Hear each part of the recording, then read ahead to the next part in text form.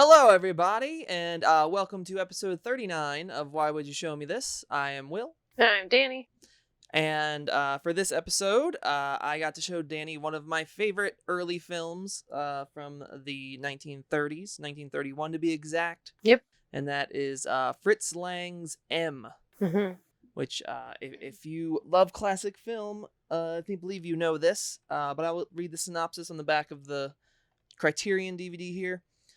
A simple, haunting phrase whistled off screen tells us that a young girl will be killed. Who is the murderer? Pleads a nearby placard as serial killer Hans Beckert, played by Peter Lorre, closes in on little Elsie Beckman. In this harrowing masterwork, M, Fritz Lang merges trenchant social commentary with chilling suspense, creating a panorama of private madness and public hysteria that to this day remains the blueprint for the psychological thriller. Which I do agree. I do too. It's a very, very well-paced, well-scripted, thought-provoking crime film. Mm-hmm.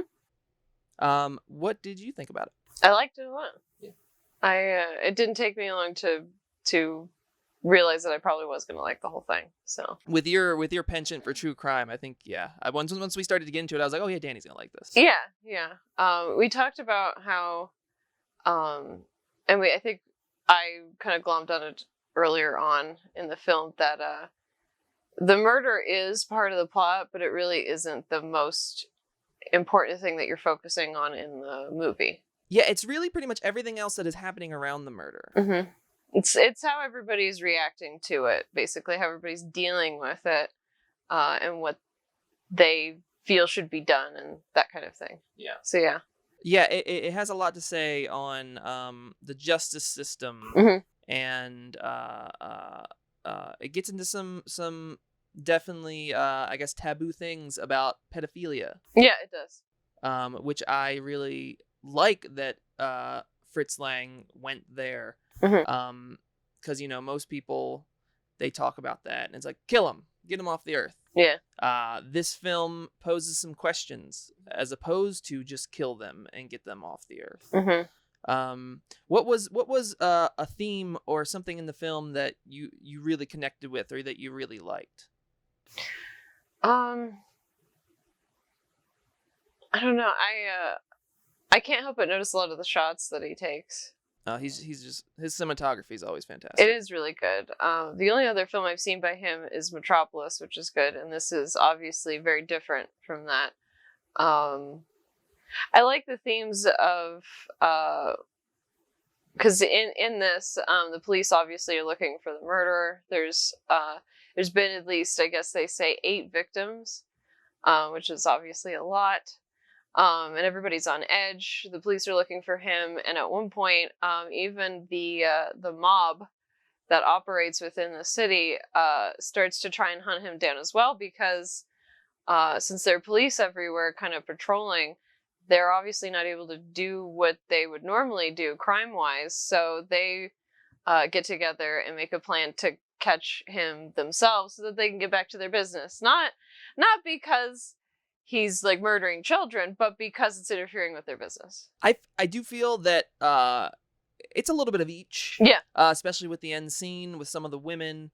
I guess probably the prostitutes that are talking about that. But in the beginning, one of the big things after we realize that there is a big manhunt for this child murderer is that they go to a bar and they raid the bar, which is filled with criminals, filled with people with guns and drugs and everything.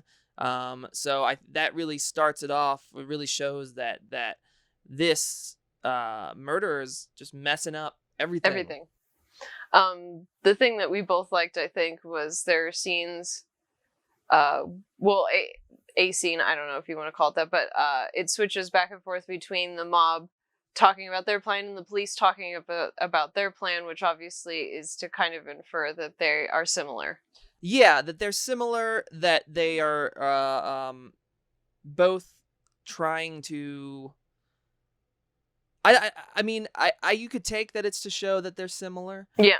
You could also just take to show that they are both trying to work on a plan at the same time. But I think, yeah, Fritz Lang knew what he was doing, so I think he was trying to, show the dichotomy there between organized crime and police. Yep.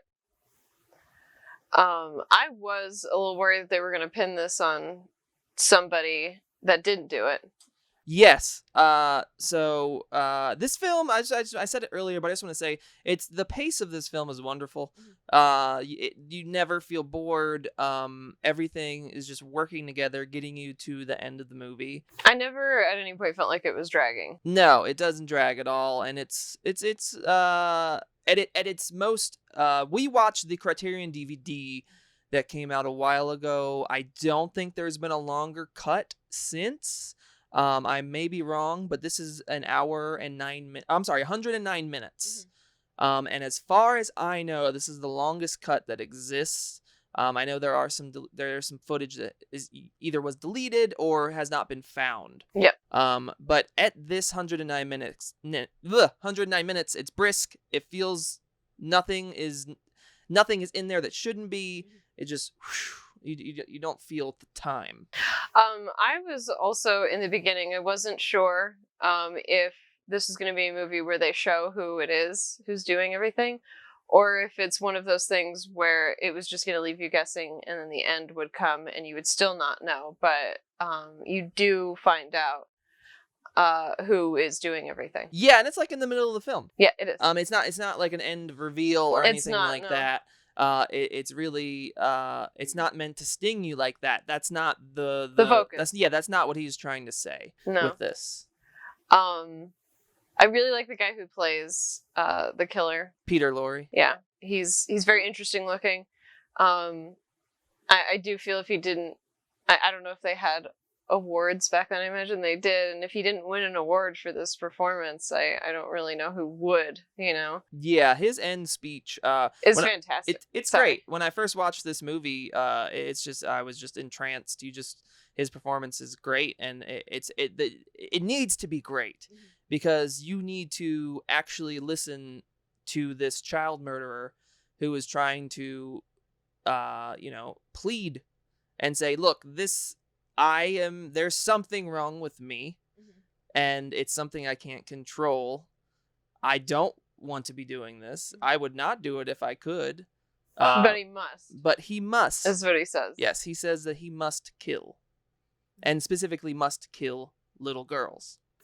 The interesting part is that this is when the mob is actually kind of giving him what we would call a mock trial. Well, before we get to that, let's talk about how we get to that. Right.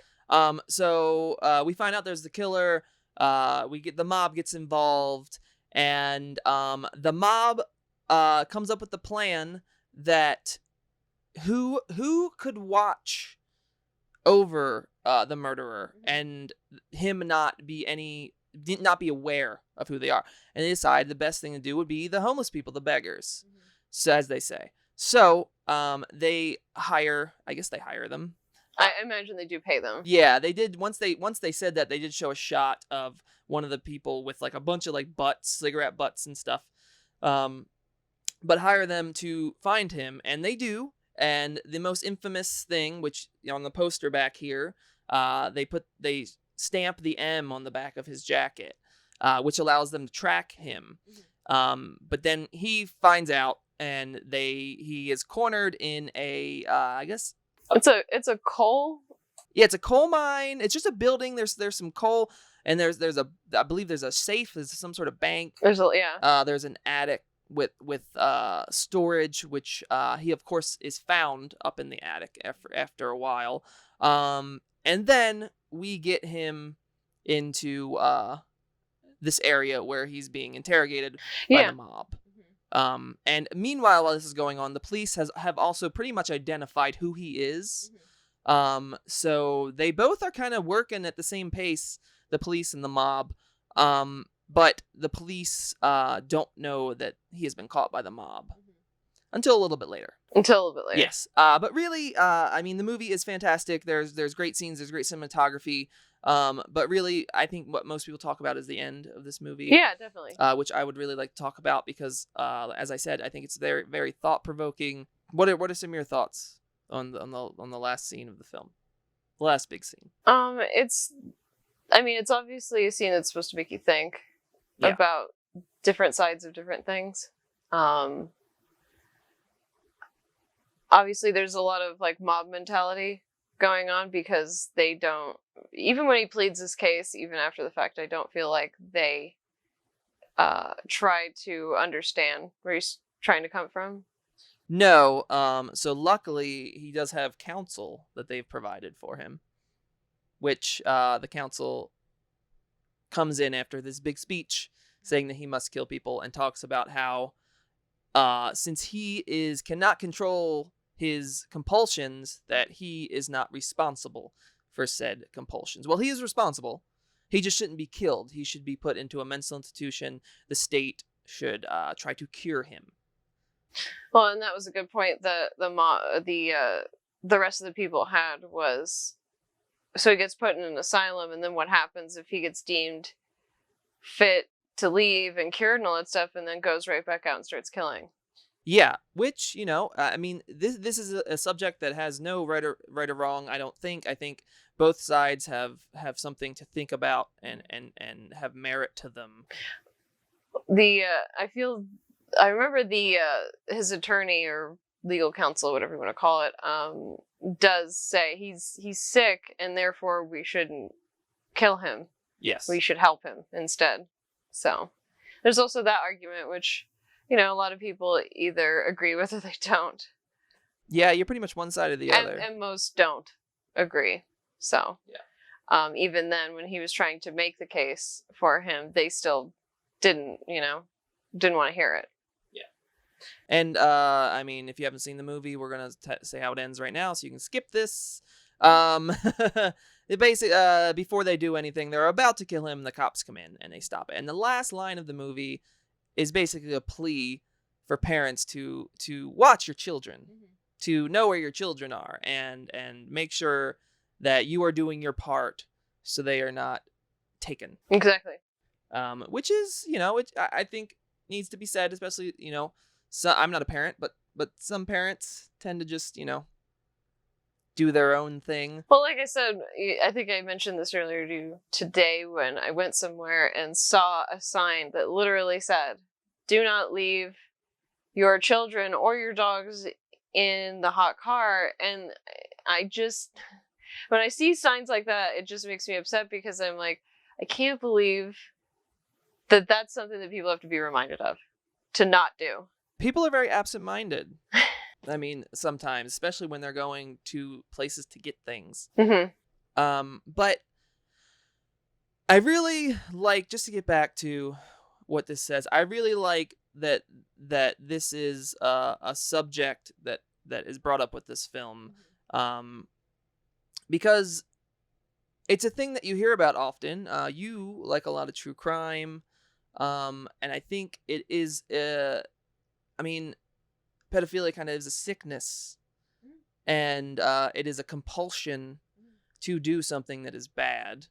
And I mean, there has to be some other way to really kind of deal with that. Yeah. Other than just jail or death. Yeah, definitely. It's a psychological, like, impairment, I guess, is the best way to talk about and it. It leads into a lot of the rehabilitation talk that they have of not only just people like this, but, inmates in general. Yeah. People who have been in the system like their entire lives and don't know anything other than the system, and therefore just keep, getting thrown in prison because that's all they know. That kind of stuff. The cycle has to break at some point, especially because, as we also know, a lot of people who do those types of things have had those things done to them when they were younger, and again, it's like a learned behavior thing. And I'm not trying to advocate for anybody, but I'm trying to explain It's a hard discussion to have. It is a hard discussion to have, but I like that the movie has that discussion. Yeah. It's a starting point. It's look. We should try to maybe look at this from a different angle. Well, and that's what they even said to him, is that he's an animal, he's a monster, all of that stuff. And I think that was them saying that, yelling those things, screaming at him. And they are almost reflecting their own behavior by being like, no, just kill him, because that's how it's done in the animal kingdom. You just kill each other, eat each other, whatever, you know what I mean? So I think that that's what the language that was used is very specific, because it's supposed to represent how we can be as humans. Yes, and also they're criminals. They've done things. Yep. It is pointed out that the main criminal, which they call the safecracker, is wanted for 3 counts of manslaughter. Yep. In which he waves that off and says that He says it's not relevant. Yeah. And also the one thing that I really did enjoy is that the legal counsel for the child murderer calls him a human being, in which they all start saying monster. No, he's not a human being. That's what they say. But no, I mean his counsel. Yes, his counsel says human being. They say no, and then he repeats a human being. Because like you said, they call him a monster, and is he a monster or is he a human being that does monstrous things? I think there is a distinction between those two. Really, it's 2 ways to look at it. But I that's the one thing I really, really, really love about this film, and really champion Fritz Lang for doing, especially in 1931. This is a conversation that we still don't talk about today, really. So for him to bring up a subject like this then, just about the morality, about what it is to be a human being, what it is to say that you can take someone's life because of what they do, and you think that you have the right to kill them because of that. It's a fucking great film, and it does what every good film should do. It makes you think about really important things that maybe you wouldn't even think about otherwise. I think it's definitely one of those films that should be shown in like film school and stuff like that. Oh, 100%. I mean, I'm sure they do. If Fritz Lang is not shown in film school, then that film school, you can just get rid of that film school.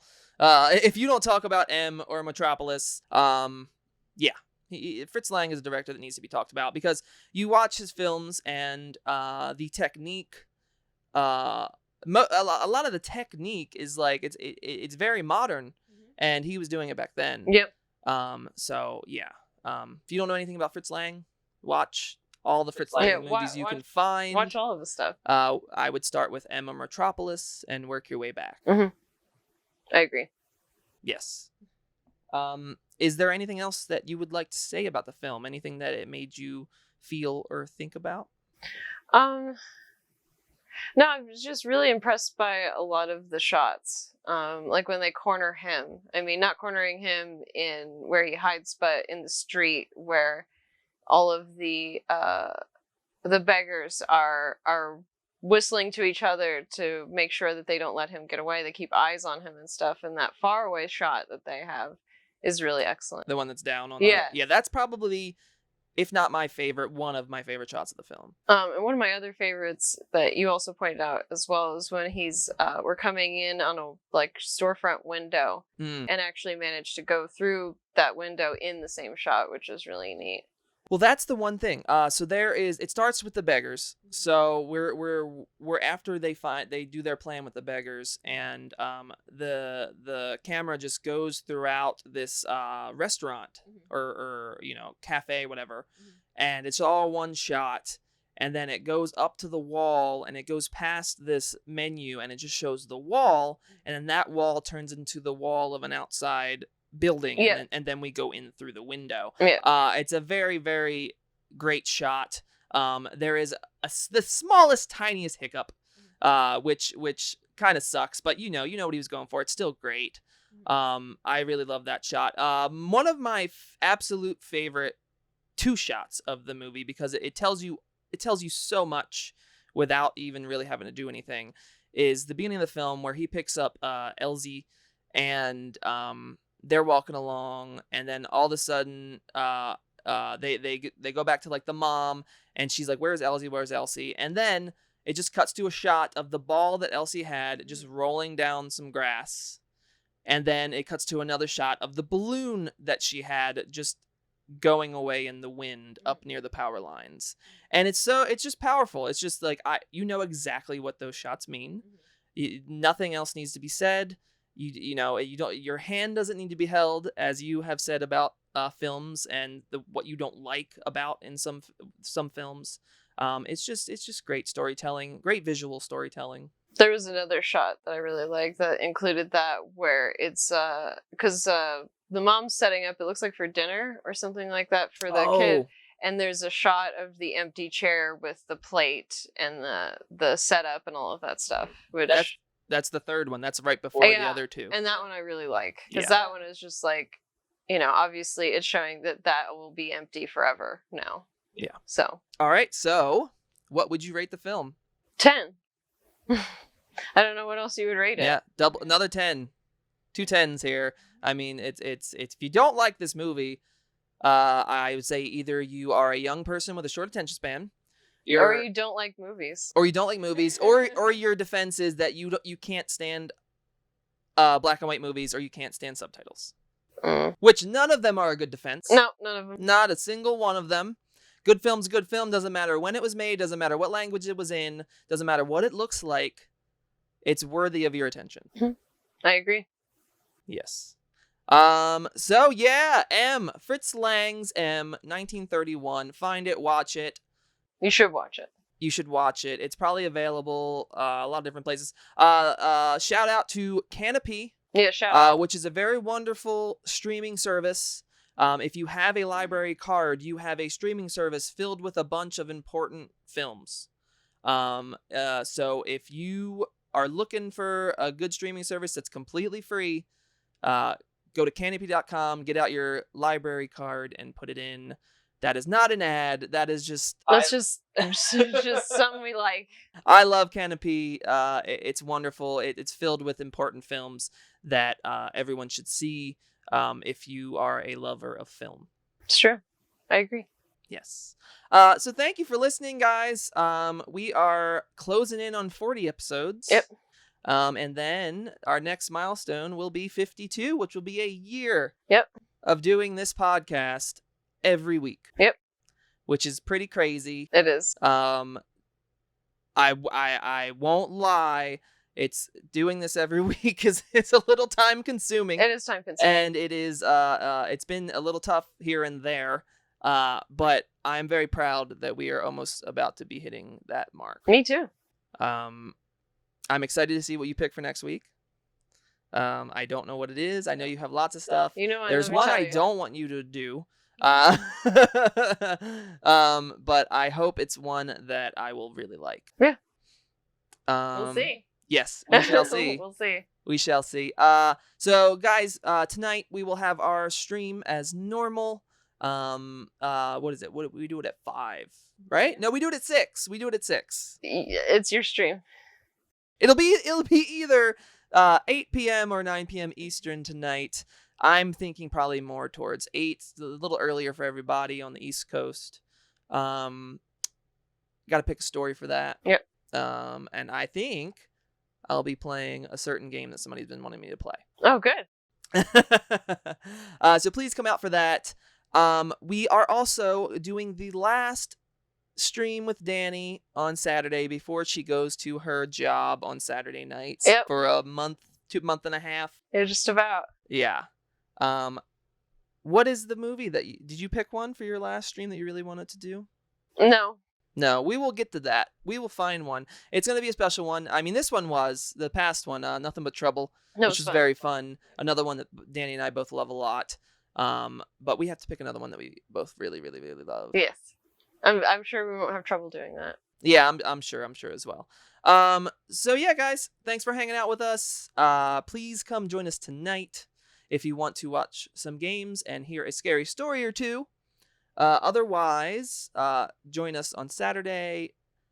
And then otherwise, we'll see you next Tuesday. Yes. Tuesdays and Saturdays. That's our schedule.